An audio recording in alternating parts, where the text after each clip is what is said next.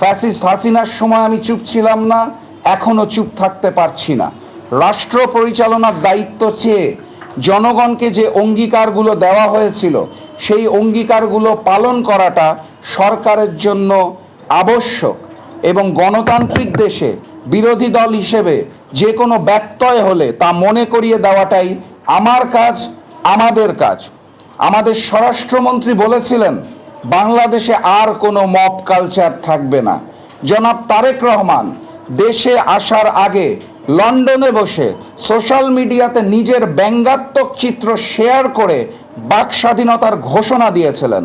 আমি জনাব তারেক রহমান ও সালাউদ্দিন আহমেদের কথার প্রতিফলন দেখার অপেক্ষায় আছি। সম্মানিত সাংবাদিকবৃন্দ, আমি আপনাদের মাধ্যমে দেশবাসীর সামনে কিছু তথ্য তুলে ধরতে চাই।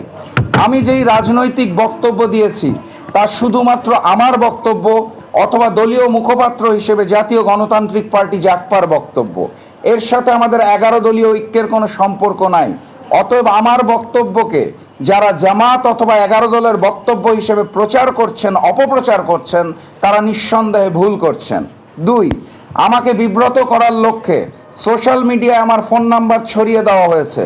অতি উৎসাহী বিএনপি সমর্থকেরা আমার ফোনে সুমধুর মিষ্ট ভাষায় বকাঝকা দিচ্ছেন, অত্যন্ত মিষ্ট ভাষা।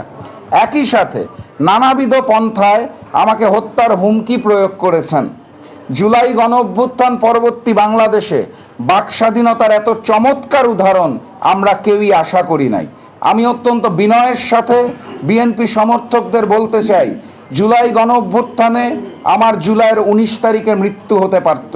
আমি আল্লাহ প্রদত্ত দ্বিতীয় জীবনযাপন করছি। মৃত্যু ভয়ে আমি রাজনীতি করি না। মহান রব্বুল আলামিন যেদিন যে সময় আমার মৃত্যু নির্ধারণ করেছে তার 1 সেকেন্ড আগে অথবা 1 সেকেন্ড পরে আমার মৃত্যু হবে না।